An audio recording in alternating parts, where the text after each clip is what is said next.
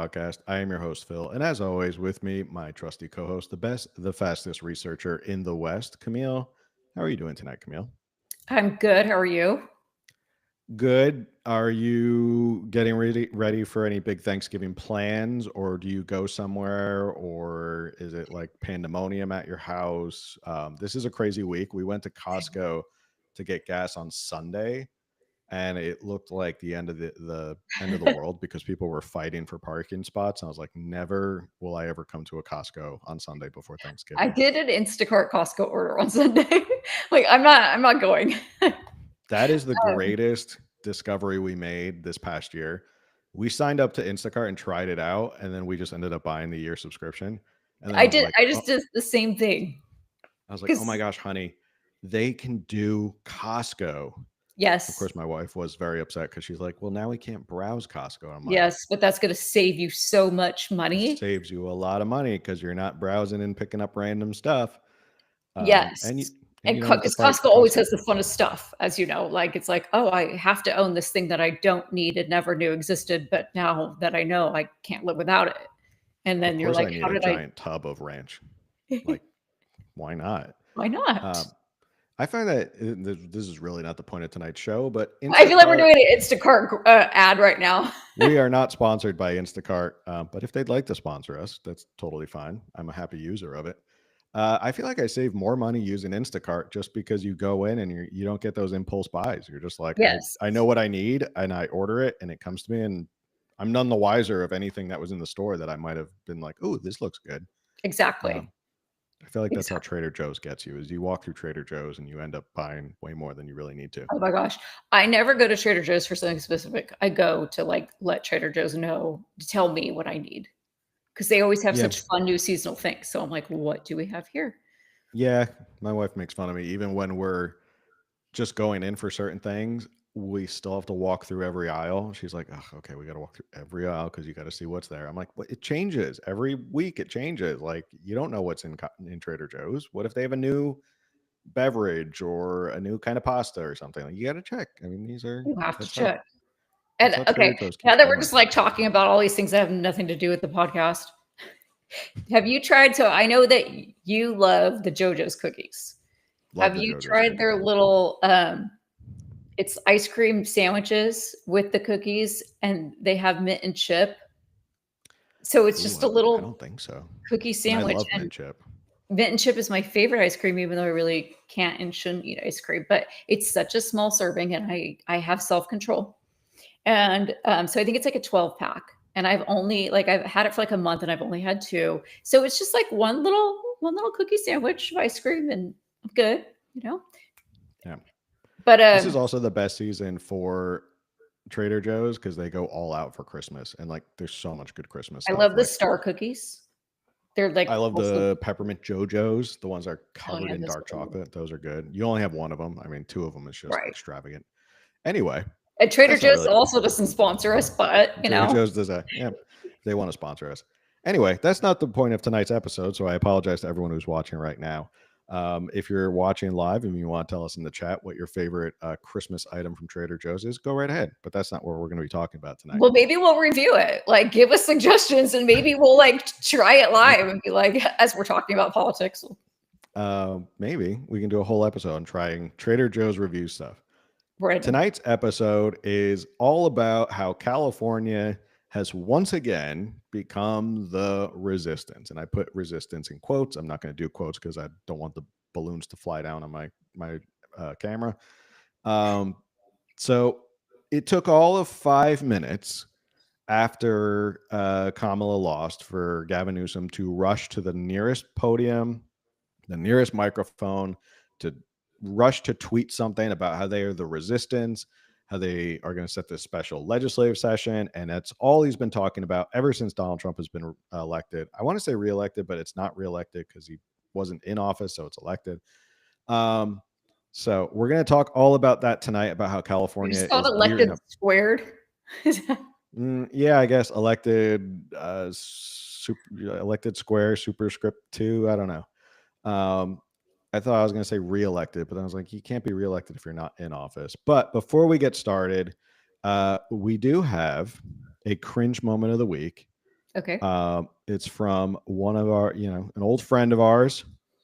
She's been in hiding, and I can understand why. She is holding space and taking care of herself right now. And but she made an appearance today to talk to her grassroots fundraisers about the race that they ran. So our cringe moment of the week. You think you just fell out of a coconut tree? Thank you, Kamala. Comes from Kamala herself and Tim Waltz. They made an appearance. They had Ooh, this a Zoom double. call, and here they are talking about it. It's very short, so hopefully you catch it. With grace and dignity, and continue to do that every single day. She is still in this fight. She is doing it every single day. She is not done with her current job, and she's not done being part of it with all of you. And as I said, personally, it was a privilege to be on this ticket.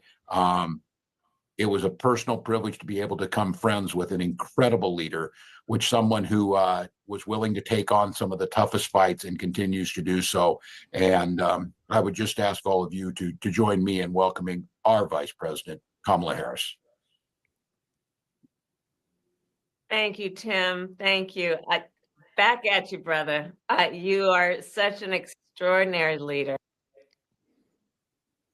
Back at you, brother. Is there a? I don't know if it's either a lag on my end or is there a new accent going on in there? That was a new accent. Okay. I mean, it's kind of an old accent that she's used before, but they threw it over to her, and she goes right back at you, brother. Is And the she last like thing, Southern Baptist now? I don't. I don't know. I think she's broken and she can't figure out which accent she's done. She's done so many. I think she's just her brain is her motherboard or whatever you call that. What's the motherboard or whatever is all fried out in her computer. Yeah. She doesn't know which accent to do, and she doesn't know who she's talking to anymore. So Okay, Kamala brother. Harris made her return to public eye to talk about how she blew $1 billion in 3 months. I look forward to the book by Kamala Harris, How I Blew $1 billion in Just 3 Months. That'll be a special one. I won't like give it away, but it's kind of funny because that was the cringe moment of the week. But I feel like there's another video that you're going to show, or at least parts of that is equally, if not more, cringe than that. Oh yeah, yeah. We have something coming up that it's tough. It's a tough I'm gonna watch. leave. Like I'm gonna be like, hey, I'm gonna just text me when I can come back. Camila's just gonna put she's gonna turn her camera off, turn her mic off. She'll just leave Go because freshen up my makeup or something, have a snack, eat we're some preparing you now. It's a tough watch. And I watched it today in preparation for the show, and I was sitting there and I just kept like grimacing. I'm like, oh, this is really bad. But we'll get to it. So just leave you guys all hanging on. That's coming up in a little bit. So Kamala made her reappearance. Trump has won re-election. The funniest thing, and I didn't show it, a lot of the comments on that video, every other one was basically Kamala Harris supporters saying they demand a hand ballot recount, that they think they were cheated, and that they demand a recount, and that Kamala should not concede and not give in, and she should not certify the election on January 20th or January 6th or whatever. I didn't know we were allowed to believe in election fraud and have Yeah. election denial. I didn't know we were like, I thought that was bad. That's acceptable now. You can be an election denier and believe that you were cheated out of a presidential election, and you won't get kicked off social media now. So it's okay now. You can do that. COVID changed everything. Yeah, it's a whole tipsy world right now. All right. So the point of tonight's episode is how California and Gavin Newsom just couldn't wait to capitalize on the fact that Donald Trump won, and how California can position itself to be the resistance. And we were talking about this before, and we all know Gavin Newsom's been running a shadow presidential campaign for probably a year and a half or 2 years. Ever since he got reelected as governor, he basically checked out and has been running his presidential campaign since then. And this was, well, he had to wait. He couldn't upstage Kamala Harris. That would be rude of him. So he just kind of took a back seat for a couple months. It really probably hurt him to not say anything or comment on anything. But as soon as Kamala Harris lost, he was able to go back out and be his narcissistic self and make it all about him and grandstand and make all these press conferences about how they're going to be the resistance and they're going to fight back. And California is going to be the opponent or the counterbalance to Donald Trump and his incoming administration. But before we get into that, I want you to go into a headspace way back in 2017. Now, 2017 was how many years ago? It was a long time ago. It's 7 years. 7 years ago. Almost Yeah. 8 years ago. Yeah, 7 years ago. 2017. Gavin Newsom was not governor. I know it feels like he's been governor for like 100 years. This has been like a 100-year reign for Gavin Newsom. It's Jerry Brown. It was Jerry Brown, correct. It was Governor Moonbeam was the governor at the time. He was the still how many more years? He had a year or two. He had one more year, right? Yeah, Gavin was came in 2018. Right. Gavin took over in 2018. So in 2017, Governor Moonbeam got up in front of a joint legislative house, gave his State of the State address, and guess what he called for after Donald Trump won the election? A resistance, a recount? I don't know. He asked for a resistance. So this is an article from Politico, January 24, 2017. The governor of the nation's largest state delivered a pugilistic rebuke of Donald Trump on Tuesday during his State of the State address, presaging years of bitter conflict between Washington and the state that rejected him by a landslide margin. If you don't know, Governor Moonbeam did try to run for president. He got slaughtered. No one ever talks about it. In promising to confront Trump on issues ranging from immigration to healthcare and the environment, Governor Jerry Brown further entrenched California as an outpost of resistance, setting the tone for 4 years of politics in this heavily Democratic state. Quote, "This morning, it's hard for me to keep my thoughts just on California. We've seen the bald assertion of alternative facts, whatever those are. We've heard the blatant attacks on science, familiar signposts of our democracy. Truth, civility, working together have been obscured or even swept aside." Brown cast California as a place where immigrants could, quote, "realize their dreams," while making our state what it is today, vibrant, even turbulent, and a beacon of hope to the rest of the world. While recognizing the supremacy of federal law on immigration, Brown vowed to defend the measures the state has taken in recent years to protect undocumented immigrants. So, sounds kind of familiar. This was back So in did they 2017. basically just update that article and switch out like Jerry Brown to Gavin Newsom? Basically, I think they just did a like Control F find and like replaced Governor Jerry Brown with Governor Newsom, because those are like the same exact words that Governor Newsom is saying 7 years later at this point. Right. So it hasn't, this was not a Newsom thing. This has been going on since Donald Trump was elected. Governor Jerry Brown started it way back then. They've continued it. Obviously, they continued it for the 4 years that he was there and the 2 years that Gavin Newsom was governor. And now they're dusting it off and they're going to be the resistance all over again here in California, trying their best to oppose him at any Imagine terms. how easy your job would be if all you had to do was just change out some names on some documents. You're like, publish. Yeah, and publish. Change the image from Governor Jerry Brown to Governor Newsom and publish. Boom, work done. Did that for the day. So in terms of what Newsom is doing now in this year, 2024, he has already kind of drawn a line in the sand about EVs and climate change. Of course, those are things that California is well known for taking a big stand on.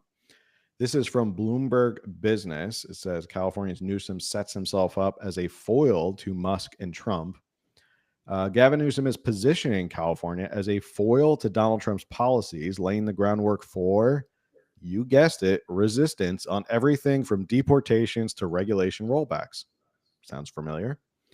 On Monday, the Democrat governor delivered a plan that squarely touches on Musk's Tesla Incorporated, a rebate for electric vehicle buyers if the president-elect repeals a federal subsidy.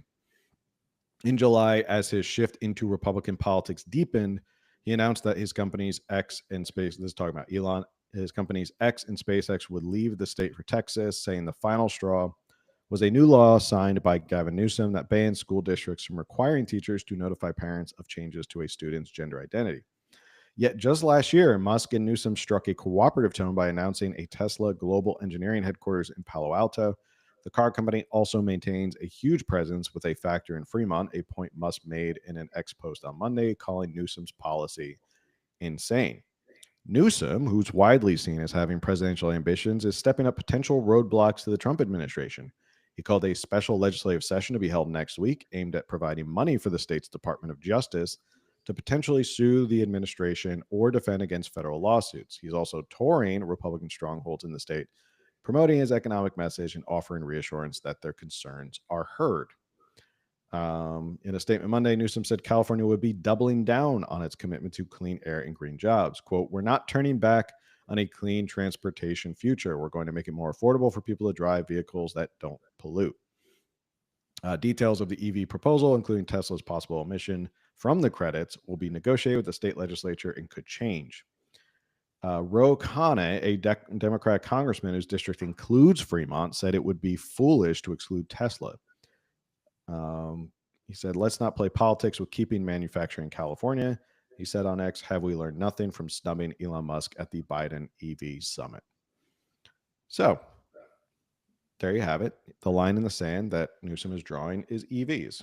And it's pretty apparent why he's doing just EVs and excluding Musk. It's purely political, has nothing to really do with his goal for climate change. It's just he saw an opportunity to go after Musk, and he's going after it. What are your thoughts? Right. Like this isn't a moral decision on Gavin's part of I believe that EVs are the wave of the future and we need to incentivize all of you to drive them. And so go pick your favorite and we'll help you out. No, it's like, but not that one. Nope, not like and I read a tweet and I didn't like check the accuracy of this, but it said something about Tesla in California employs 20,000 people and therefore like sending them off like trying because this is obviously an effort to like shut him out, shut him down and all that. And so to do that, to like basically force Tesla to leave California would a lot of jobs would go away. And we are already like I think the highest unemployment in the country. And you've probably seen the headlines that all the new jobs that were added in California in the last few years were actually like 95% government and health jobs. That there's not like new jobs to be created. And so this is just adding to the problem. And I know you have a Newsom video that you're gonna play. And he talks about how he's like, I'm a governor for all, regardless of your religion, your race, who you voted for. Like he's like tries to be like, I'm for you, for you, for you. No, you're not. You're very clearly against anybody who aligns himself with Trump, voted for Trump, believes in what Trump's going to do, Republicans, whatever. Like you want to make sure that we're not supporting I assume, I guess Elon's a Republican now. I don't even know if that's official, but we're, anyone that's aligned with Trump, we're not supporting. Mm-hmm. That's basically a stance. I was talking about at work today. Full disclosure, I am a new owner of what we call now a MAGA-mobile. We went out and supported Musk in getting our own Tesla. It's amazing. Highly recommend it. Go take a test drive. We are not sponsored by Tesla. We've name dropped way too many products in this show already. Hey, I have teenage drivers on. Tesla can sponsor me. Super safe. They got a bajillion cameras on them. So I was talking to a buddy at work about it today, and he's like, "Oh, did you hear about what Newsom wants to do with Tesla and the EV credits?" And I was like, "Yeah, it's a bunch of nerdy lawyers." We're sitting there going, "How do you even do that? Like, this is lawyers standing there." Going, I don't even know how you can legally draft legislation that creates credits for EVs, for electric vehicles, but excludes one company. Like because you can't just go like, we're going to give it away to everybody, all the EVs, but not Tesla. Like you can't just say, but not Tesla. You have to come up with like configurations or something that would make Tesla cars outside of that exemption. It'd be incredibly hard, if not already prone to a lawsuit by Tesla, which I imagine Tesla is like licking their chops, like ready to sue at the Oh, I'm once they figure sure. this out. I'm sure. I'm not a lawyer, but my husband and I had that exact discussion today. And Yeah, so I appreciate that you are all also stumped and like, how can you even get away with this? Yeah, I don't even know how like yeah, I went for lawyers to sit there and go, I don't know how you do this. I don't know how you draft legislation to do that. It's gonna be a lawsuit because you can't just pick one company that you're gonna target when everyone else is included. So, and especially, I was reading that Tesla is actually 55% of all registered EVs in California. So it's clearly the majority of EVs in California are Teslas. So to restrict or exclude the biggest EV seller in California is really, it is playing politics. Like Yeah. Ro Khanna, who is a Democrat, who I think he sees the writing on the wall that his district in Fremont went red. I believe it was one of those counties that went red for Trump. He sees the writing on the wall and he goes, whoa, whoa, whoa, hold on. Let's not get crazy here. I don't want to lose 20,000 jobs, because Musk will do it. If you threaten Musk, and like we've seen it before, he'll just pick up and just go, okay, we're moving everything to Texas. And that's 20,000 jobs right out the window. So he obviously sees the writing on the wall of like, let's not play politics here. Like, let's be a little careful. You know, you want to support EVs. Like if you want to, if clearly your want for climate, your want to tackle climate control or climate change is not above politics. So it's like, which goal is more important? Obviously, if it was climate change and you think it's the most what am I trying to say? I can't speak to them. It's Existential crisis. Yes. It's the most existential crisis to our entire world, to our country, to California. If it's the existential crisis, then it should be up here, right? Like climate change should be up here. It shouldn't worry about politics and who you don't like. That's the most important thing. Right. But if you're going, well, I want to tackle climate change, but I also want to stick it to Elon Musk because he supported Trump, then then you're not really serious about climate change and EVs. Right. You're just doing it for politics. Not the point of tonight's podcast whatsoever, but I think a lot of us have questioned how much do they really care about climate change versus actually just controlling. Like, I believe that climate change is just a money laundering scheme. Yeah, I would agree with the sense of like they have taken climate change to be the cudgel that you can bang over the people's head and say like, we have to do this for climate change, and you can be an alarmist about it. And they've used it for every excuse in the book to like just grow government and just continue to regulate, especially here in California, just regulate every aspect of your life. Not to say you can't be in favor of environmentalism. I mean, obviously Elon Musk is in favor of protecting the environment. You know, RFK is in favor of, and they're both in the Trump administration. But when you start to use it as a cudgel and like just hammering people over the head with it, then climate change has become political. And it's not really about caring about climate change. I'm sure we could do a whole episode on that. I almost want Newsom to do this.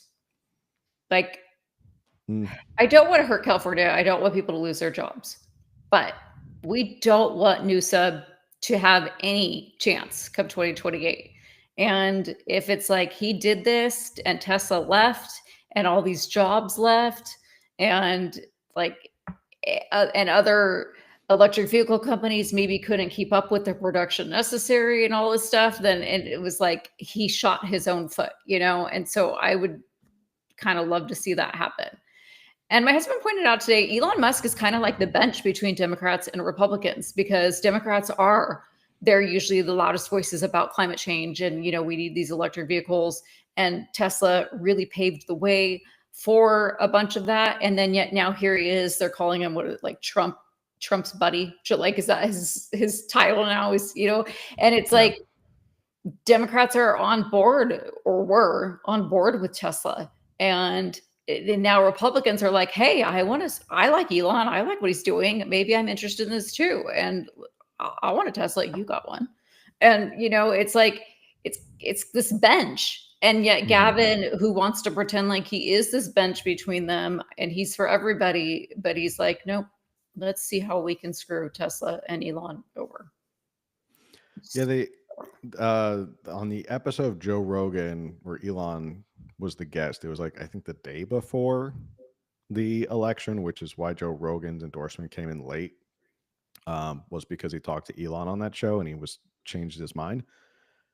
They talked about this specific point where Joe Rogan goes, it's crazy how people, because he was in LA for a long time, and he said people in LA thought it was like a big virtue signal thing to be like, oh, I have a Tesla and I care about the environment and I'm so forward thinking, and look at how progressive I am, and look at how cool this car is. And it became like a status symbol of like how much you cared about climate change. And it became like, it was more than just a car. That was you virtue signaling to everybody in California, I'm such a good person because I have a Tesla, because I just drive on EV. I don't use gasoline. I'm such a good person. And my wife and I kind of laugh about this now, how many people bought Teslas that are driving around now in California with them. And they bought them back when Elon Musk was like, he was on their side, and they bought it as the virtue signal.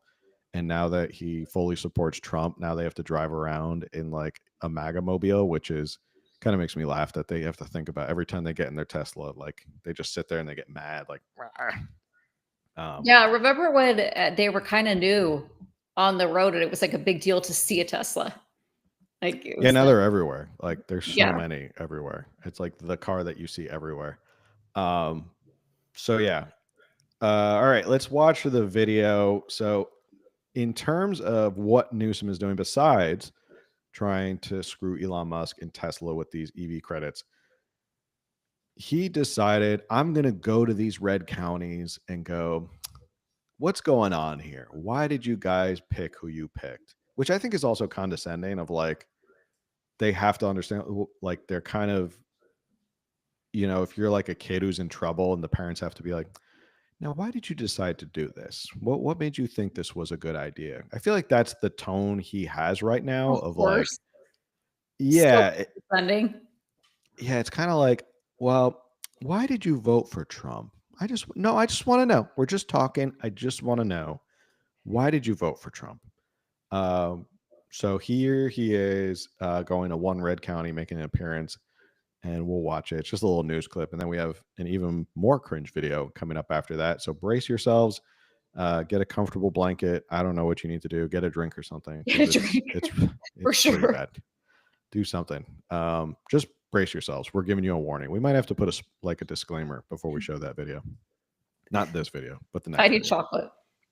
Started his tour of conservative counties in California, the ones that voted for President-elect Trump. He's also sharing some economic promises during the new administration. Our Conan Nolan joins us live in studio with more on that. Conan. That's right, Colleen. So Democrats, when they start talking about the next presidential election in 2028, Governor Gavin Newsom's name is always mentioned. But he insists, while he is in a very blue state, he can get along with Republicans. And today he says he doesn't care how you voted in the presidential race. He's the governor for every Californian. In his first news conference since the election, Governor Gavin Newsom today in the San Joaquin Valley, issuing an olive branch to those who voted for President-elect Donald Trump. I care about Trump supporters. I care about RFK Jr. supporters. I care about Tucker Carlson supporters. I care about all people. I care about the people living here The governor taking note of the fact his state is redder than it once was. Joe Biden easily won California 4 years ago. While Kamala Harris won the state this election, Mr. Trump's support went up, receiving several million more votes than in 2020. Today in Fresno County, which was once blue, now red, the governor says he gets it. That California may be the largest economy in the United States of America, maybe a $3.8 trillion a year economy, but that's cold comfort for certain regions in this state that don't feel that they're fully participating. Mr. Newsom unveiling a new regional strategy for 3.9 trillion economy going on, and yet we still have a $20 billion deficit. So clearly people in Sacramento not managing or doing their job quite right. Also, I want to go back to the fact that he says he cares about Trump supporters and he cares about Tucker Carlson supporters and all that. With the amount of names that he called Trump supporters and Tucker Carlson supporters, especially during COVID, I highly doubt any of that, considering he called a lot of people those who were spreading misinformation, those who didn't understand what, to his mind, didn't understand what was going on. Danger to society, a danger to democracy, like all these horrible things. And now he's coming out trying to play nice and be like, I care about Trump supporters. I care about Tucker Carlson supporters. I just think it's a load of bull. What are your thoughts? Yeah. He left out Elon's name. He didn't say. He didn't say. I care about Elon supporters and people who buy Teslas because of Elon.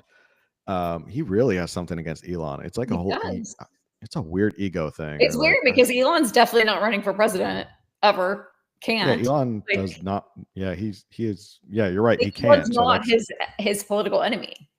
Yeah, I guess maybe he thinks that's why it's easy, is because he never really has to face him in a political contest. Maybe. Future job development and economic growth, an effort to streamline programs for faster response. This part of the Central Valley, the first of 13 economic regions making up the state. In January, we'll be releasing the most comprehensive, nuanced sectoral strategy and workforce strategy in this state's history. Okay. If I don't know if you picked up on this, he says in January, we're going to release the most comprehensive economic plan. And then he holds up a binder and points to the binder, which if you're releasing the plan in January, what are you holding in your hand right now? I did notice that, and I had the same question, and I'm going to assume there's just a blank ream of paper in there. Because I'm like, wait, I understand plans take time. I do. But especially on this, scale. But he acts like, here's the plan. We're releasing it in 6 weeks. Well, if it's so good and necessary, why are we waiting on this plan? People are starving now. People can't afford Thanksgiving dinner now. That's the Newsom way. He says we're going to release this later, and then later never really comes. Yeah, and then later never comes. That binder is totally empty. I looked at it, I was like, why are you saying you're going to release it if you hold it in your hands? Why don't you just release it right now? He has a lot of nice graphs behind him as well. I don't know what they say on him, but yeah. I guess I will wait with bated breath to see what his economic plan is for. Oh, we're totally going to talk about this in January. Oh yeah, if he does release it, we'll definitely talk about it. But if he doesn't release it, we'll be like, where is it? We'll be like, where was that economic plan that you promised those red counties that you said you cared about so much? All right. It follows the governor's announcement of a special legislative session for what he called Trump-proofing the state based on what happened in Mr. Trump's first term. He vandalized our progress. He vandalized our programs. He broke the law. Courts adjudicated that. It's not an assertion. And so we are preparing for that. At the same time, the governor points out he got along well with Donald Trump during Mr. Trump's first term in office, even complimenting him on a rapid federal response to a series of state disasters. Mr. Newsom says he's tried to reach out to the incoming president, but has yet to speak to him. You're not his priority, Newsom. I'm just imagining like Newsom's trying to call Trump's cell phone, and Trump is just like, send it to And Trump voicemail. answers. He's like, I'm here with Elon. Say hello to Elon, Newsom, okay? He's right here. I find it like this is one of those things where Newsom talks out of both sides of his mouth. You can't go to a red county that voted for Trump and go, well, I care about Trump supporters. I care about Tucker Carlson supporters, and then turn around and go, but I'm gonna Trump proof the state. So the president that you cast your vote for you will feel no effects from what you voted for, what you chose, what you went to the ballot box for. I'm going to make sure the state is Trump proof. Now, I know he can't make everything Trump proof, but it does kind of say to those voters, like, sorry, like, I know you voted for this guy, but, and I know that's what you want is him as president, but I'm going to make sure the state doesn't feel any benefit from any of his policies that you rightfully voted for. Right. And I was So going you to say can't have it both ways. same exact thing. Exactly. I don't understand that. I just like, I mean, he's basically, speaking to you and I. Yes, he was in Fresno County. He's speaking to you and I like, hey, I care about you. You're a Republican. I care about your vote. I'm going to make sure that we Trump proof this state. And again, that's condescending. And he's like, I know you voted for Trump, but you were wrong. Don't worry. I got this. I'll make sure it's taken care of, even though, you don't know that you voted wrong, but I'll make sure. Yeah, it is. You're right. It is condescending, and it's also tone deaf of the fact of like, okay, a lot more of California went red and for Donald Trump this election cycle, and also as you pointed out and you posted about and we collabed about it, that California has been getting red since Brian Dahle ran for governor, and he won the most votes of any Republican gubernatorial candidate since Arnold Schwarzenegger. And the map looks almost identical. So these counties, this is held for the past 2 years. Like these counties are getting more and more red. And to have your governor come out there and lecture you about, we have to Trump proof the state. Obviously, he's such a horrible person. We can't get along on all these policies. The policies that you voted for, I can't get along with. So I'm going to Trump proof the state. All right. Another politician who is looking to be governor, fair warning. You can take the children out of the room at this point. This is going to be a hard watch. Those who have heart conditions or small children, I would recommend you don't have to take your children out. It's not that bad, but it's pretty bad. Just sit down.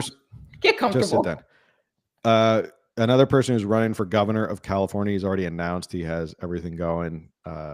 Rob Bonta, whose wife Mia Bonta is in the assembly. These two have been Sacramento swamp creatures for a long time.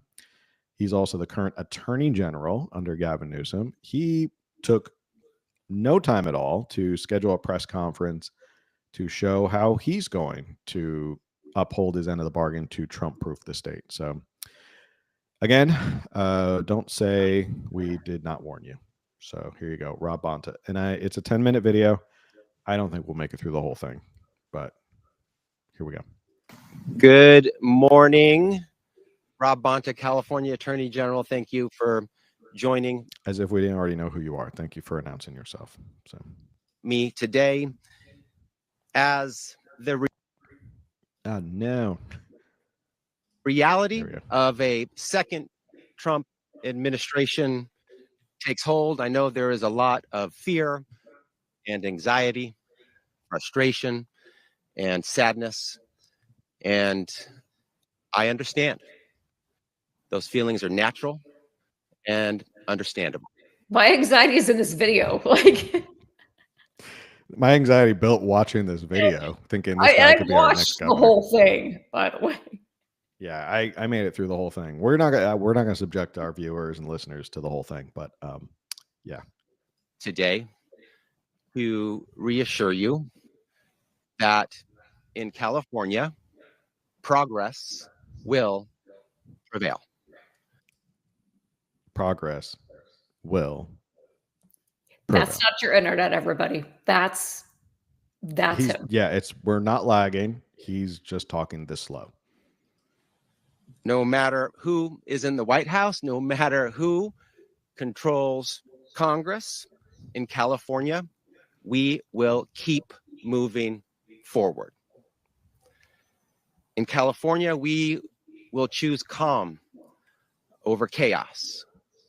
Drop your kitchen scraps. Oh, man. Ad. Why is there an ad on the Attorney General's video?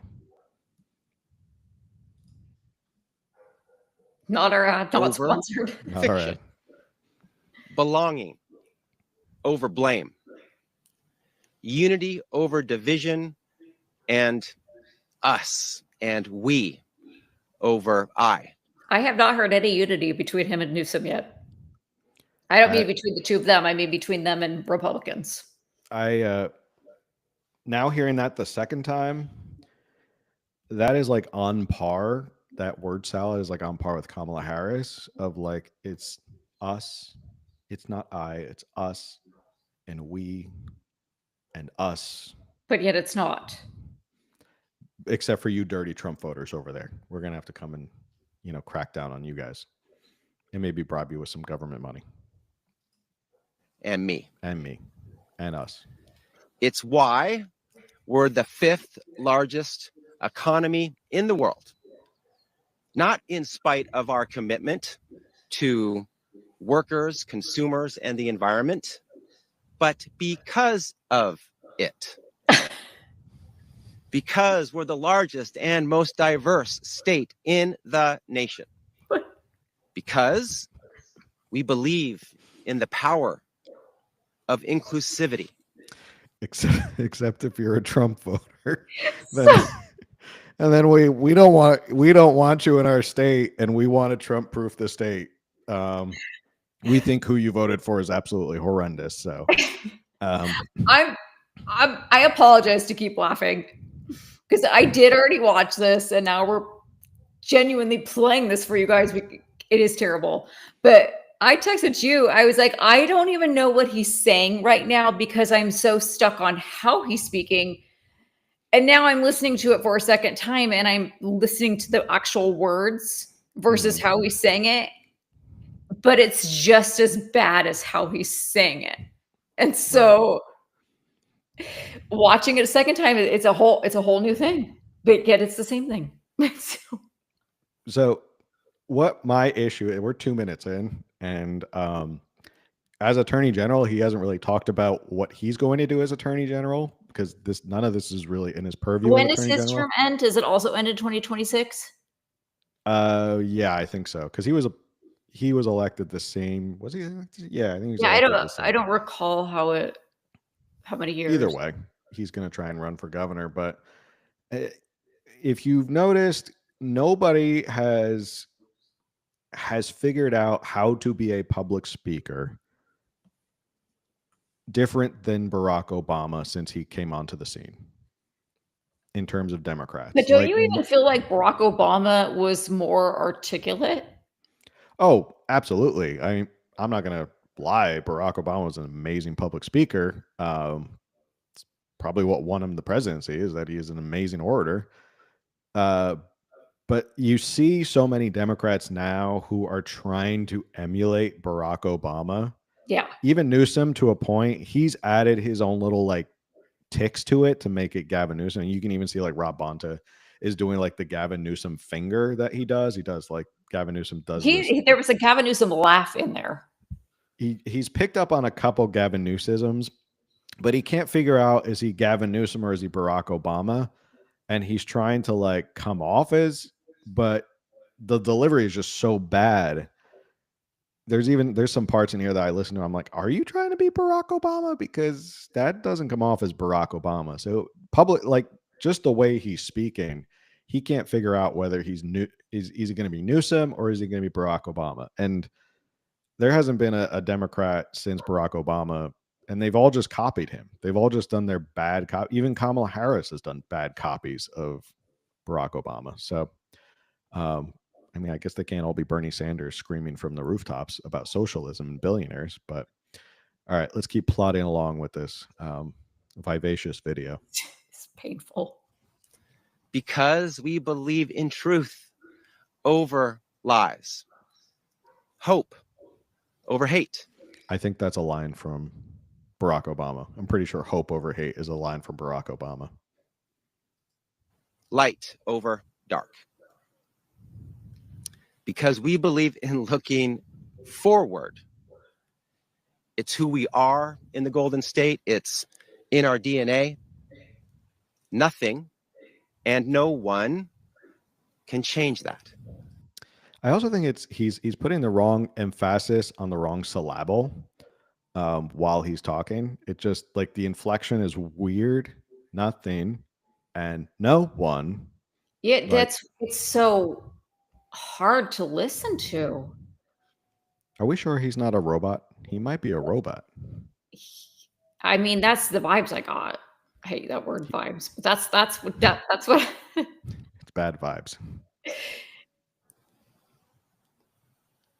As Attorney General, I will continue to use the full force of the law, the full authority of my office to address injustice, to stand up for all people, especially. See, he did it again.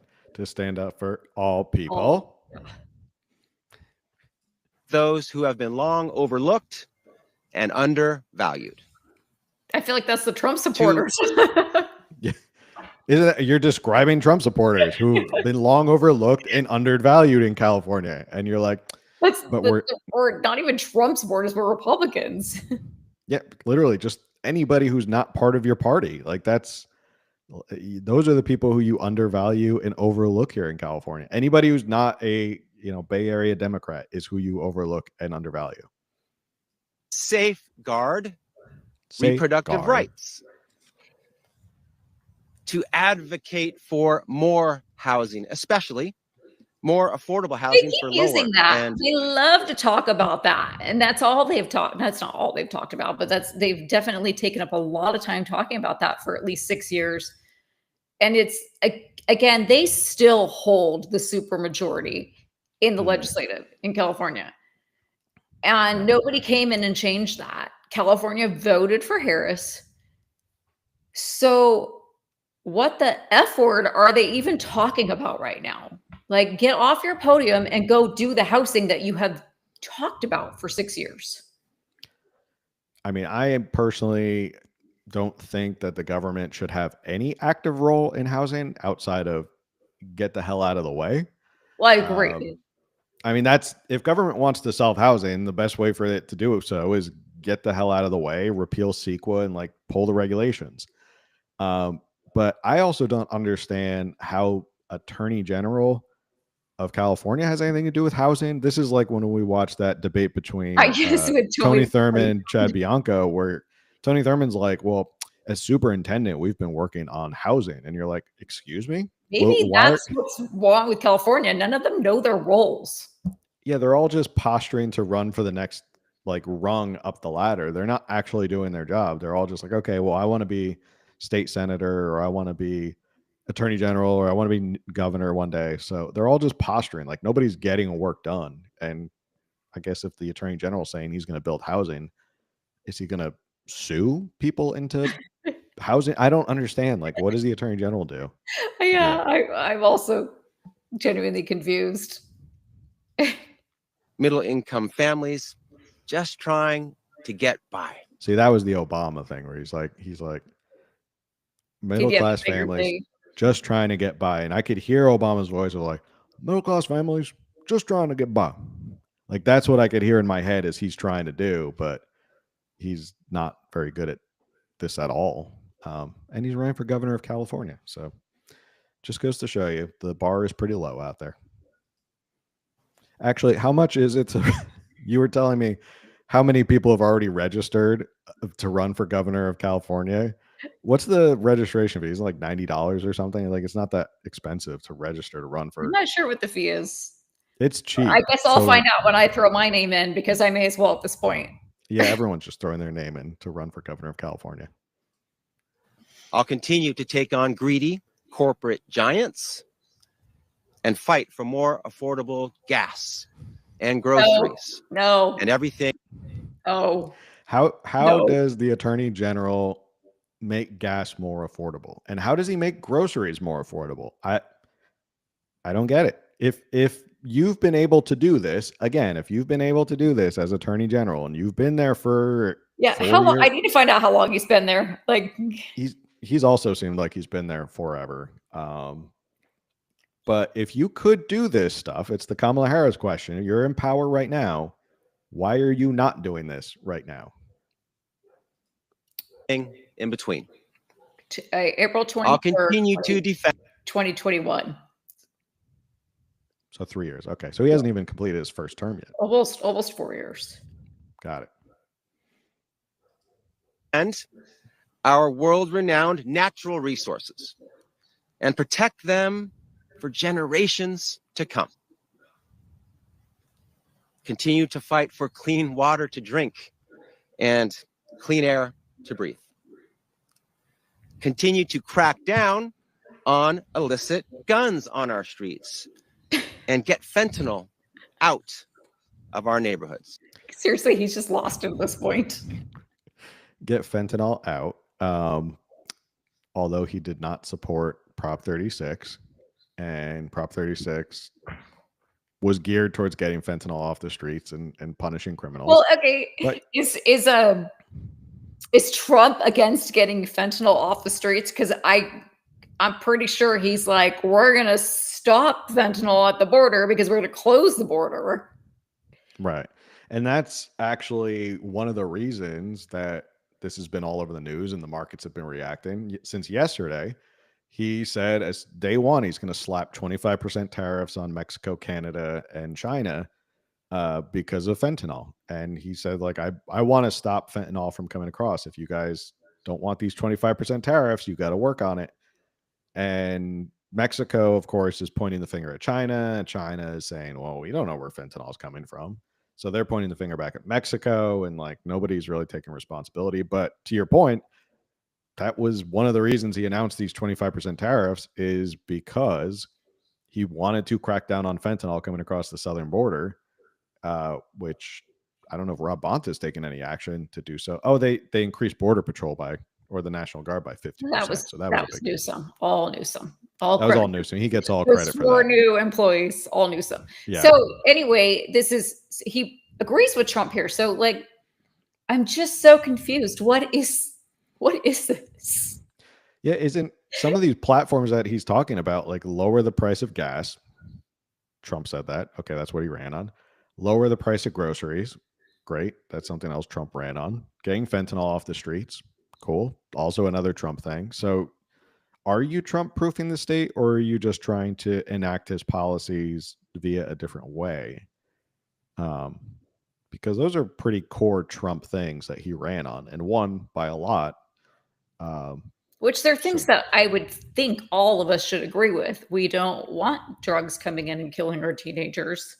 We don't want to not be able to afford to put gas in our vehicles. We don't want ourselves and our children to starve because we can't afford groceries. Right. Like that shouldn't be a political thing. I don't know how that becomes like a bipartisan issue. Right. All right. We'll watch a couple more minutes because I don't think I can make it the whole 10 minutes.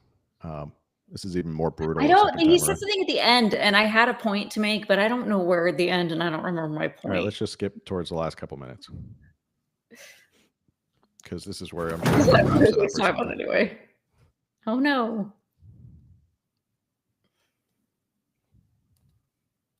As we wait for more ads. Us remains full steam ahead. It may not always be linear. Progress so rarely is. It zigs and it zags. Takes frustrating detours, inches forward and backward and then forward again. The detours and setbacks don't define our progress. Wait, is this where he's now talking about why they haven't accomplished anything in the 3 years? He's almost 4 years that he's been attorney general and 6 years that Newsom has been governor. Is this like where he's like, there's detours? There's zigs and zags, and well, progress, it inches forward and it inches back, and then in his word, One zigzags. step forward, 16 steps backwards. Here we Yeah, are. it's not linear. I mean, progress. I mean, I know progress literally means like moving forward. But in Rob Bonta's definition, progress can also mean moving backwards and sideways. It can be moving anywhere, just not forward. Our commitment to forward momentum defines our progress, defines I like us. these people walking in the back like, It's what we are we do next. interrupting They're anything? running away from that will this. define They were there and they were like, what's this fool talking about? If you're feeling despondent today, remember, you are not alone. Okay, now I feel like we're at a funeral. In California, we're not looking back. No, we're We're looking not forward. moving back. We are California. We'll meet any challenges head on and rise to the occasion. As is so often said, as California goes, so goes the nation. In the days and months and years to come, all eyes will look west to us. I don't know about that, but And in California, they'll see we are still moving forward. okay.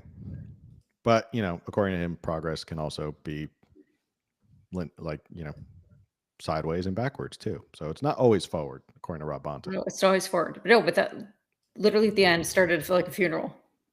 Like, I know today we're grieving, but tomorrow, we will wake up and we will carry on with our lives. Which again, not to beat a dead horse here, is again really condescending to people who voted for Trump in California. It wasn't really close. Like, yes, Harris won California, but wasn't it like 49 to 47% with, the other percent going to wherever? I don't remember. Well, he picked up 12 points.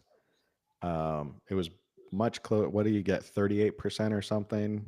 How many years? Did he break 40% in California? I don't know. But either way, it's, again, they're talking out of both sides of their mouth where they're saying, we support you. We agree. We want to get to know you, blah, blah, blah. We reach out to you. But then also they list off all these things of like, well, Trump is horrible and he's a threat to our democracy. And I know we're all sad. Like, no, we're not all sad. There's a lot of Californians who are not sad. In fact, there are millions of Californians. There's millions of Californians who were very excited on election night. And to kind of dismiss that and make it sound like, yes, California as a whole is very sad, is like, you don't get it, do you? Which is good for, the opposition, that these Democrats, they just don't get it. And they're just going to keep pretending like, what do you mean everyone doesn't hate Trump? Like, we hate Trump, so everybody should hate Trump. There was literally fireworks going off, which are illegal here, fireworks, and like people banging pots and pans when the election was called. America right there. That's beautiful. Illegal fireworks. Nothing says America like illegal fireworks. So yeah, we'll see. This is the initial grandstanding and posturing for the resistance, whatever that means. I'm sure when there's a wildfire. When we were allegedly, not that we called ourselves this, well, especially you and I, but I mean in general, when we were the resistance, we were crazy conspiracy theorists, or we were labeled all kinds of things. Of course, Nazis, misogynist, hate, all. I like checking Twitter, not to be rude, but I feel like the news is just always newsing, and I'm like, there might be something we need to talk about right now. I mean, what happened when there was the resistance during COVID? What was that allowed? Could you be resisting during COVID? You couldn't resist during COVID because then you were called a grandma killer or a conspiracy theorist. Right. But my view is they don't get it. And Newsom went out to the red counties because he thought he'd try and make inroads. I doubt if those places are going red for Trump. They're not paying attention to what Gavin Newsom has to say. That's for sure. Has he gone out to more counties than just Fresno? I think there was a couple other, or that was the one that they all got like coverage of. So I don't know if he's gone to They're more. just- I follow him on X, but which I wonder when he's going to delete his X because he doesn't want to support Elon Musk. But He can go over to Blue Sky or whatever. Whatever that is. I guess that's like the new liberal it's where they Twitter. talk about us. They talk about us conspiracy theorists. So anyway, that's the resistance. California, I'm sure when, like I was about to say, when there's a wildfire or something, I'm sure they won't be the resistance any longer, and they'll be calling President Trump saying, "Hey, can you send out FEMA and those federal dollars, those They sweet, just say sweet he federal can't. dollars?" It's Trump proofed. He can't come. Can't help. Sorry, it's Trump proof. That's what he should say. He should be like, "Well, you guys Trump proofed it. I can't come, so Let me know when you sorry." un-Trump proof it and Yeah, maybe when it's not take Trump off those proof. child safety locks. Sorry, I can't get in. You Trump proofed it. You did such a good job Trump proofing California. Even I can't get my federal dollars in there. Oh, well. Good luck. Have fun with all that. All right. Any final thoughts before we wrap for the night? No. No? You excited for the resistance here in California? Oh yeah. I joined them. You're already on Blue Sky. You already have your I'm on new Blue Sky. handles? I'm out there. I'm anti-homeschooler. There you go. Backyard chickens are a bad idea. Don't have a family. Don't get married. Just saying it all the opposite. It's opposite day. Trump proof this place. Trump proof everything. All right. As we always like to end every show, make sure you like, share, subscribe, review. Helps with the algorithm. Make sure you smash that like button. And the best thing you can do to support this show that is 100% free is share it with somebody else. Let them know. Tell them to check out this podcast. And with that, we'll see you on the next one. Everyone have a happy Thanksgiving, happy and safe Thanksgiving, and we'll see you on the next.